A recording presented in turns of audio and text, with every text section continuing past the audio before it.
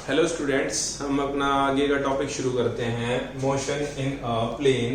सबसे पहले कुछ बायो के स्टूडेंट्स हैं जिनको शायद डाउट हो कि प्लेन होता क्या। देखो, जब मैं किसी एक लाइन के अलोंग या लेंथ लूं, ब्रेड्थ लूं और एक हाइट होती है, एक डेप्थ होती है ना, this is length, this is height and this is depth. जब मैं क्या करता हूं, सिर्फ एक एक्स एक्सिस, तो उसको मैं बोलता हूं कि मैं किसके अलोंग जा रहा हूं, एक एक्सिस के अलोंग जा रहा हूं। तो when two axis are meet it is known as plane.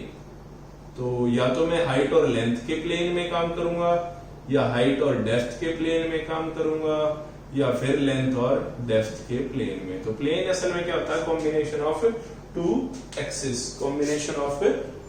Axis, ठीक है। तो प्लेन क्या है, मोशन इन अ प्लेन, ठीक है। सबसे पहले ये चीज हम कर क्यों रहे हैं, अभी अभी समझ आएगा। रिलेटिव वेलोसिटी भी क्या है, बाय चांस ये एक ओरिजिन है, ये एक मेरे पास पॉइंट है जहां से दो बॉडीज, एक बॉडी ऐसे चली गई after some time t, after t, जो इसकी पोजीशन है वो है ए। दूसरी बॉडी थी वो थोड़ा सा इधर चली गई, दिस इज बॉडी बी, जो आफ्टर टाइम टी यहां पर पहुंची, ठीक है। तो इसका मैंने एक प्लेन फॉर्म कर लिया, इसका मैंने क्या कर लिया, एक प्लेन फॉर्म कर लिया। This is I, this is J, या मैं कहूं this is X axis, this is Y axis, ठीक है। अब दो बॉडीज, या मैं कहूं दो मैग्नीट्यूड या दो क्वांटिटीज थी मेरे पास, या दो वेक्टर्स थे, जो after some time t a यहां मिला, बी यहां मिला। तो मुझे इनकी क्या चाहिए, सबसे पहले पोजीशन। प्लेन हो गया, क्यों? क्योंकि ये बॉडी सिर्फ लेंथ नहीं ले रही है, देखो हाइट भी लेती जा रही है, क्या बढ़ती जा रही है, हाइट, प्लस क्या बढ़ती जा रही है, लेंथ। एक्स एक्सिस भी बढ़ रहा है, देखो x1, x2, x3, क्यों? एक्स एक्सिस ऐसे बढ़ेगा, y एक्सिस कैसे बढ़ेगा, y1, y2, y3, y4, y5, y6। अब ये मत कहना कि सर एक्स एक्सिस के लोग आप एक्स एक्सिस क्यों लिख रहे हैं, ये हाइट को शो कर रहे हैं, ये लेंथ को शो कर रहे हैं, ठीक है। तो मैं क्या ले रहा हूं इसको, एक्स एक्सिस के। तो देखो ये एक ऐसी बॉडी है, दोनों बॉडी जो एक टाइम पे प्लेन में काम कर रही है, प्लेन में इनका मोशन है, क्यों? क्योंकि लेंथ के साथ साथ वो हाइट भी गेन कर रही है, लेंथ के साथ वो क्या कर रही है, हाइट भी गेन कर रही है। तो सबसे पहले मैं रिजल्टेंट वेक्टर आर से डिनोट करता हूं, ये इनका रिजल्टेंट वेक्टर है। रिजल्टेंट वेक्टर क्या होता है, resultant vector is a vector which define each and every body in which plane at what magnitude in which direction it is displaced। तो मैं इसको हमेशा एरो मार्क कर देता हूं। एक ऐसा वेक्टर होता है जो मुझे किसी एक ऑब्जेक्ट के पूरे प्रॉपर फंक्शन को बताता है कि वो कितने मैग्नीट्यूड का, किस डायरेक्शन में गया, किस स्पीड से गया, सब कुछ। तो रिजल्टेंट वेक्टर मैंने यहाँ आर, अगर आर ए ले लूं और इसको ले लूं r b, this is the resultant vector of a, this is the resultant vector of b. After some time देखो, मान लो 10 सेकेंड टी ले लिया मैंने, 10 सेकेंड, 10 सेकेंड बाद ए यहां था, 10 सेकेंड बाद बी यहां था, तो इन दोनों के बीच में एक रिलेशन बना। और यही तो हमने अभी अभी पढ़ के आए हैं, रिलेटिव वेलोसिटी। क्या कर रहे थे, दो ऑब्जेक्ट थे, वो कहीं जा रहे थे, कोई दाएं कोई बाएं, कोई कुछ टू डायमेंशन में किया, ये भी हम टू डायमेंशन ही कर रहे हैं। तो इनके बीच में एक रिलेशन होगा, वो रिलेशन क्या होगा, रिलेशन होगा आर ए बी का या आर बी ए का। क्या यानी बी जब ए को देख रहा है या ए जब बी को देख रहा है, तो फर्क है ना दोनों चीजों का, कि भाई जो हमारा वेक्टर है वो रेफरेंस को समझ रहा है। अब समझ आया कि मैं फ्रेम ऑफ रेफरेंस को समझा रहा था। तो अभी क्या है, हम फ्रेम देख रहे हैं कि कौन सा, यहाँ पर बी फ्रेम है जो किसको देख रहा है, ए को, यहाँ पर ए फ्रेम है जो किसको देख रहा है, बी को। तो जब बी ए को देख रहा है, बी ए को देख रहा है, तो ये रिजल्टेंट जिसकी डायरेक्शन क्या बन गई, ये।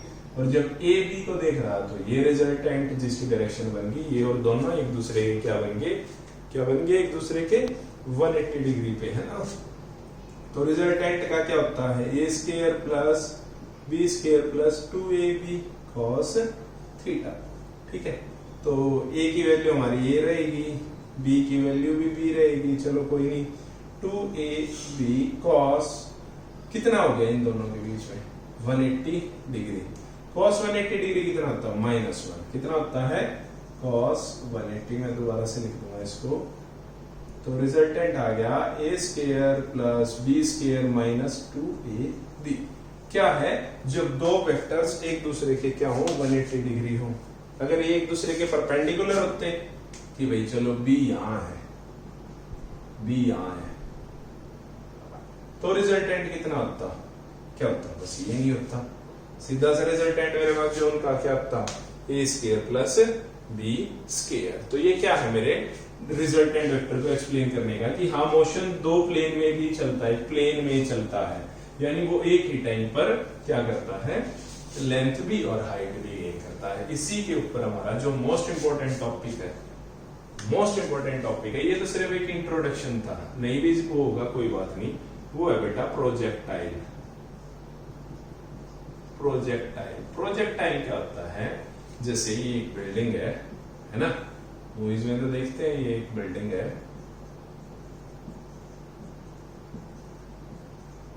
शायद अच्छी सी बिल्डिंग है, ये बेसमेंट है, चलो कोई नहीं, ठीक है, यहां पर कोई विलेन खड़ा है और हीरो ने उसको लात मारी, हीरो ने उसको लात मारी, तो ये क्या होगा, ये ऐसे, हीरो ने लात उसको क्या ऐसे मारी थी, मतलब उछल के उसके सर पे मारी, गलत। हीरो ने क्या गड्ढा खोद के नीचे से मारी, गलत। हीरो ने उसको मारी इस डायरेक्शन में, यानी एक्स एक्सिस के डायरेक्शन में उसको लात मारी, तो ये बॉडी कहां जानी चाहिए थी भाई, एक्स एक्सिस के अलोंग, लेकिन हीरो ने लात मारी तो वो कुछ ऐसे गिरता हुआ यहाँ के ये आदमी गिर गया, यहाँ के गिर गया, इसके हाथ पैर फैल गए, टूट गया, ब्लीडिंग, ठीक है, ये आदमी मर गया। तो अब यहाँ पर देखो, कोई मुझसे पूछे कि भाई इसने इसको किस पावर से किक किया, किस वेलोसिटी से लात मारी, और ये बॉडी इस वक्त गेन क्या कर रही है, इस वक्त अगर ध्यान देखोगे बाई चांस ये बॉडी देखो, ये तो हो गया वाई एक्सिस, यानी जो हाइट की बात करता है, वाई एक्सिस के अलोंग भी ये काम कर रही है, बिल्कुल कर रही है, जेड एक्सिस के अलोंग भी काम कर रही है, बिल्कुल बढ़ता जा रहा है। देखो यहाँ तो ये यहाँ खड़ा था, लात मारी, तो ये तो नहीं है ना वो कार्टून की तरह ऐसे गिरेगा कि हाँ भाई तो टॉम एंड जेरी है, सीधा भागा, नीचे देखा और ऐसे गिर गया, ऐसा तो पॉसिबिलिटी है ही नहीं, फिजिक्स इस चीज को फॉलो भी नहीं करती और रियल लाइफ भी नहीं फॉलो करती। तो ये क्या करती है, प्रोजेक्टाइल होती है। Projectile is a body which is change या which take both coordinates of motion, both coordinates, or we can say when it is moving in a plane, यानी सेम टाइम पे वो एक्स एक्सिस के along भी चल रही है और उसी टाइम वाई एक्सिस के अलोंग भी उसका मोशन है, उसको मैं क्या बोलता हूँ, projectile motion.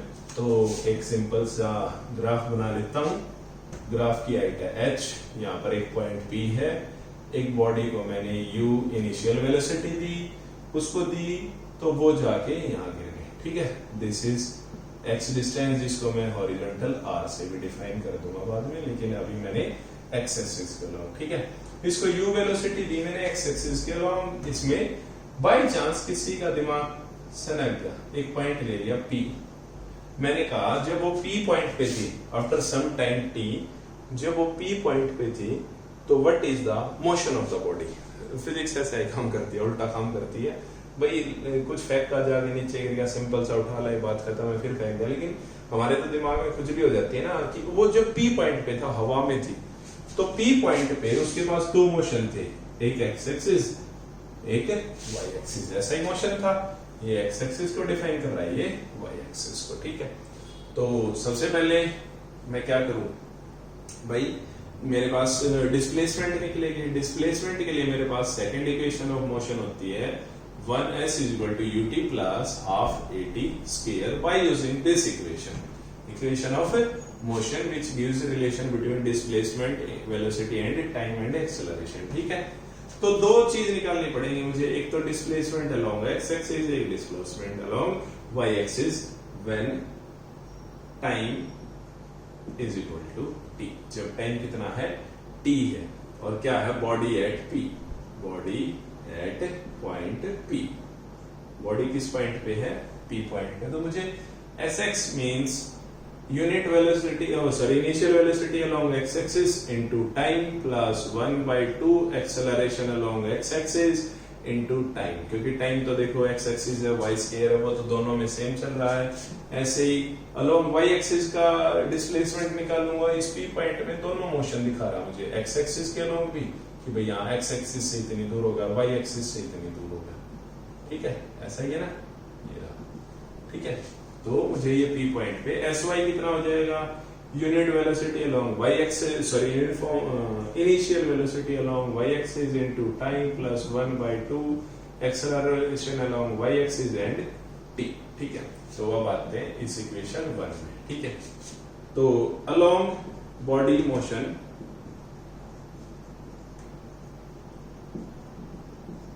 Along x axis, क्या है, x एक्सिस, ठीक है। तो देखो Sx को अगर मैं, जो इसने डिस्प्लेसमेंट लिया उस बॉडी ने, मान लो यहां से यहां तक का कितना लिया x, यहां से यहां तक का उसने कितना लिया x, ठीक है, यहां से यहां तक आफ्टर सम टाइम t वो कितना डिस्प्लेस कर चुकी थी x, ठीक है। तो Sx कितना हो गया, x वही displacement. Unit velocity along x axis बिल्कुल है वही, क्योंकि हमने उसको जब धक्का दिया या उस बॉडी को प्रोजेक्ट किया तो उसको x एक्सिस के अलोंग किया था, वो कितनी थी, u, ठीक है। एक्सेलरेशन अलोंग x एक्सिस, देखो एक्सेलरेशन, यहां पर एक्सेलरेशन हमने सिर्फ उसको इनिशियल वेलोसिटी दी थी, एक्सेलरेशन हो रही है due to gravity, due to gravity, यानी उसकी स्पीड बढ़ती जा रही है। अब ग्रेविटी कब काम करती है, या तो बॉडी ऊपर जा रही हो या बॉडी नीचे आ रही हो, यानी वो किसके अलोंग काम करेगी, y एक्सिस के अलोंग, यानी x एक्सिस के along gravity acceleration due to gravity is equal to 0। तो x एक्सिस के अलोंग तो ग्रेविटी काम नहीं करती ना, मैं यहां से यहां जा रहा हूं, यहां से यहां जा रहा हूं, इसमें तो ग्रेविटी काम नहीं कर रही है। हाँ, मैं ऊपर से नीचे और नीचे से ऊपर जा रहा हूं तो ग्रेविटी काम करती है। तो एक्सेलरेशन अलोंग x एक्सिस मेरा क्या हो गया, 0। तो मैंने ये वाली जो इक्वेशंस हैं, ये वाली प्लेस की मैंने किसमें, इक्वेशन 1 में, Sx की जगह प्लेस किया x is equal to ux की जगह क्या प्लेस किया, u, और into time is equal to t plus 1/2 gravity की वजह से acceleration due to along x axis, तो ग्रेविटी क्या रहेगी हमारी, 0 इनटू t, कितना आ गया, x is equal to ut, और t की वैल्यू आ गई बेटा x/u। इसको मैं नोट डाउन कर लेता हूं, ठीक है। अब क्या आएगा, t की वैल्यू क्या निकाली मैंने, x/u, ठीक है, कोई प्रॉब्लम नहीं, ठीक है। अब बॉडी का motion along y axis after some time t, ठीक है, यही कंडीशंस है। बॉडी p पॉइंट पे है, जब उसका टाइम पीरियड t है, लेकिन अब मुझे उसका मोशन निकालना पड़े, दोनों प्लेन कंबाइन करने हैं, तो y एक्सिस के अलोंग निकालूंगा। तो जो डिस्प्लेसमेंट अलोंग y एक्सिस है वो मैंने कितना माना भाई, यहां से यहां तक कितनी चली गई थी हमारी h, या से यहां तक कितनी चली गई थी h इज द डिस्प्लेसमेंट, ठीक है। या मैं कहूंगा y, अभी तो हाँ इसको y ही ले लेते हैं कि चलो यहाँ पर x लिया है तो यहाँ पर कितना ले लेता हूं मैं y, हाइट तो हम पूरे की ले लेंगे, कोई प्रॉब्लम नहीं इसमें। ये घबराने वाली बात नहीं है कि सर क्या करें, यहाँ x लिया तो यहाँ y ले लेते हैं ताकि प्रॉब्लम ना रहे। तो s displacement along y axis कितना रहेगा, y initial velocity along y axis. देखो हमने जब उस बॉडी को प्रोजेक्ट किया तो अलोंग x एक्सिस किया था, हमने ये तो नहीं किया था ना ऐसे फेंकी थी, हमने उसको ऐसे फेंका था ऐसे। तो y एक्सिस के अलोंग मैंने उसको कोई इनिशियल वेलोसिटी प्रोवाइड की थी, नो।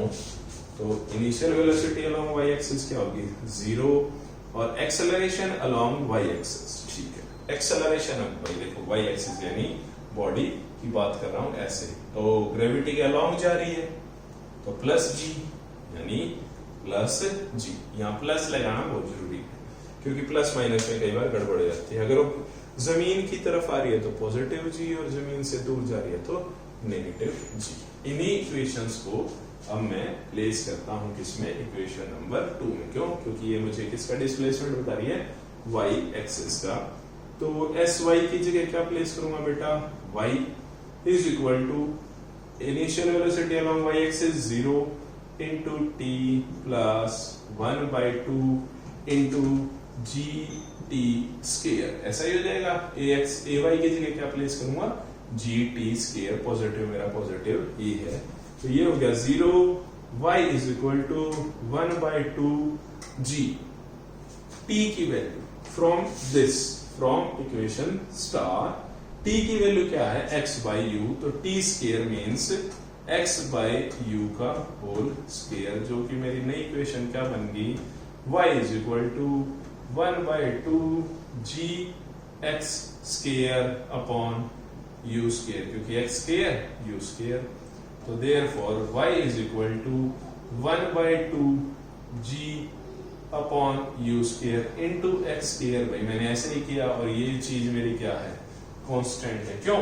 क्योंकि ग्रेविटी की वैल्यू चेंज नहीं कर सकता, इनिशियल वेलोसिटी जो मैं उसको प्रोवाइड कर चुका हूँ पी पॉइंट पे वो कर चुका हूँ, अब चेंज नहीं कर सकता कि भाई आधे रास्ते जब मैं गिर चुका हूँ बिल्डिंग से तो मैंने देखा नहीं ऐसे तो हाथ पांव टूटेंगे, मुझे तो हाथ पांव टूटने से तो मैं वापस टाइम ट्रेवल करके और वापस जाऊँ और अपनी इनिशियल वेलोसिटी बदल लूँ, ये तो पॉसिबिलिटी है ही नहीं। तो ये सारी चीजें क्या होगी, कांस्टेंट, तो रिलेशन आ गया y is equal to k x square, और ये y वाले स्टूडेंट समझें, it is the first equation या first order of parabolic equation, parabolic equation. Parabolic equation आप लोग मैथ में जानते होंगे, y is equal to k x square, k x square, इसको अगर मैं प्रूव करने लग गया तो हमारा टाइम लग जाएगा, लेकिन कुछ बच्चों को प्रॉब्लम है तो समझ लेंगे। y इज इक्वल टू यानी y की value when x is equal to 1, x1 है तो y की वैल्यू k है, x2 है तो y की वैल्यू कितनी हो जाएगी 4k, सॉरी y की वैल्यू फिर x3 है तो कितनी हो जाएगी 9k। देखो 1 4 7, तो ये ग्राफ कुछ ऐसा बनेगा, y की वैल्यू x की वैल्यू बढ़ती जा रही है, y की वैल्यू अगर 2 3 4 है तो ये ग्राफ ऐसा बन जाएगा। This is the parabolic path, जो कर्व की शेप में है, ये दोनों फॉर्म में आ सकता है, ऐसे फॉर्म में भी और ऐसे फॉर्म में भी। तो इस इक्वेशन से मुझे एक चीज पता चली कि प्रोजेक्टाइल जो है मेरा हॉरिजॉन्टल प्रोजेक्टाइल है, वो कौन सा पाथ एक्वायर करता है, वो parabola path equation path follow करेगा, जो कि किसका होगा, फर्स्ट ऑर्डर का। सेकेंड ऑर्डर अभी हमारा आएगा, लेकिन अभी आप लोग फर्स्ट ऑर्डर के बारे में समझेंगे कि ये सिर्फ किसी एक एंगल के अलोंग नहीं काम कर रहा, वो एंगल के अलोंग भी काम करेगा, ठीक है। तो हमारे पास दो चीजें आ गई, y is equal to k x square, ठीक है। अब निकालते हैं इसी में से, भाई इस बॉडी को यहां से देखो x निकाल लिया, y निकाल लिया। अब बात करते हैं इस P पॉइंट को मिटा दिया मैंने, अब इस P पॉइंट को इरेज कर दिया, ठीक है, इस P पॉइंट को इरेज कर दिया। अब मेरी बॉडी यहाँ थी बाय चांस A पॉइंट पे, वो किस पे पहुंच गया, B पॉइंट पे पहुंच गया, तो यहां से यहां तक आने में उसको कितना टाइम लगा, यानी जो मेरा नेक्स्ट इक्वेशन है मैं इसको नोट डाउन जरूर रखूंगा।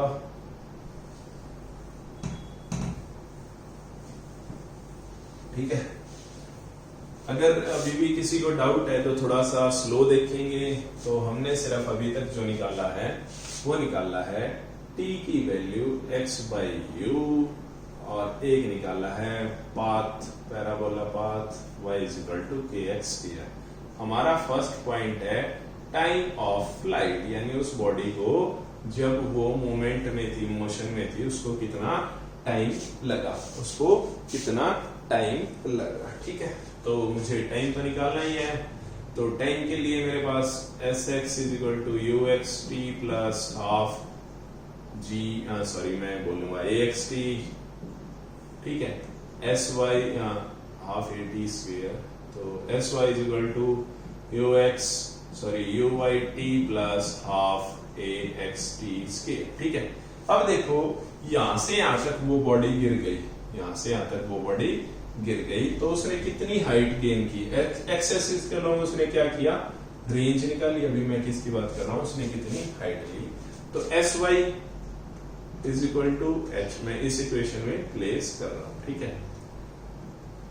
uy एज यूजुअल 0, क्योंकि इनिशियल वेलोसिटी हमने उसको किसी के अलोंग नहीं दी थी, और ax is equal to g, a is equal to g, ठीक है।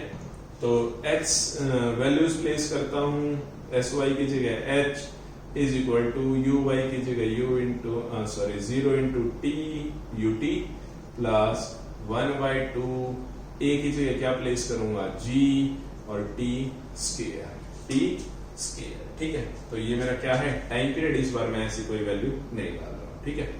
तो रिजल्ट आ गया h is equal to 1/2 g t square cross multi, मुझे क्या निकालना है टाइम ऑफ द फ्लाइट, तो ये 2 यहाँ के मल्टीप्लाई हो गया 2h, ये g यहाँ मल्टीप्लाई था यहाँ के हो गया divide, this is t square, therefore t is equal to under the root 2h by g, यानी उसका जो टाइम ऑफ फ्लाइट है उस बॉडी का वो कितना रहेगा 2h बाय g। जैसे बाय चांस इस h की वैल्यू हम क्या देते हैं कि एक बॉडी है, एप्लीकेशंस ऑफ ट्रिग्नोमेट्री में किया था, 30 मीटर ऊंचाई से हमने उसको फेंका, तो बताओ वो नीचे कितनी सेकंड में गिरेगी, वो कितनी सेकंड में गिरेगी। तो सिंपल सा हमारा रूल निकालेंगे, t is equal to under the root 2 into 30 upon g की वैल्यू 9 होती है, 9.8 है, मैं इसको अगर राउंड ऑफ कर लूं 10 तो कितना हो गया 3 2 6, तो टाइम आ गया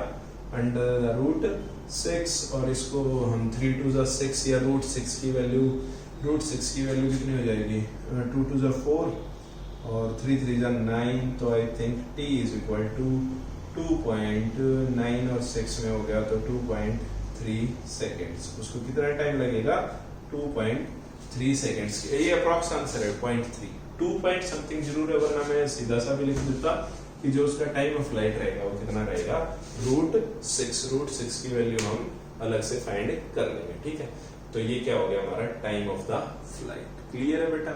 आगे का टॉपिक पहले इसको करेंगे टाइम ऑफ द फ्लाइट। अगर हमसे पूछा जाए कि चलो ये तो पता चल गई टाइम ऑफ द, अब उसको पता चले कि इस बॉडी को जब इस साइड से फेंका गया तो उसने कितनी दूर जाके गिरी, ये जो बी पॉइंट है ये इसके फुट से कितनी दूर जाके गिरा, ये वाले क्वेश्चंस हम कर चुके हैं 10th क्लास में, 9th unit applications of trigonometry. तो हमने अभी एक चीज और फाइंड कर ली है, t की वैल्यू, ये तो सिर्फ रिलेशन के लिए यूज कर ली थी, कितनी होगी 2h बाय g, ठीक है। तो हमें क्या निकालना है उसका हॉरिजॉन्टल रेंज। तो हॉरिजॉन्टल रेंज के लिए किसके अलोंग चलेगी, किसके अलोंग चलेगी बेटा x एक्सिस के अलोंग, y एक्सिस के लिए तो रेंज का काम है ही नहीं।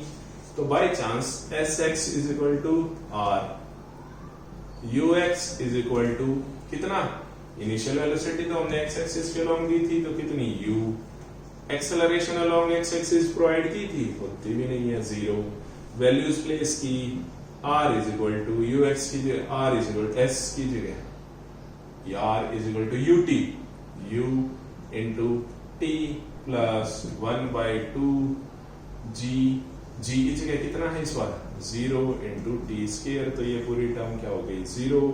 तो r is equal to ut from equation star r is equal to u under the root 2h by g, this is the horizontal range. अब देखो इसी क्वेश्चन से समझते हैं कि जब 30 मीटर हाइट से हमने किसी बॉडी को 2 मीटर पर सेकंड की स्पीड से थ्रो किया, 30 मीटर ऊंचे टावर से मैंने 2 मीटर पर सेकंड की स्पीड से किसी बॉडी को फेंका, तो वो कितनी दूर जाके गिरेगी।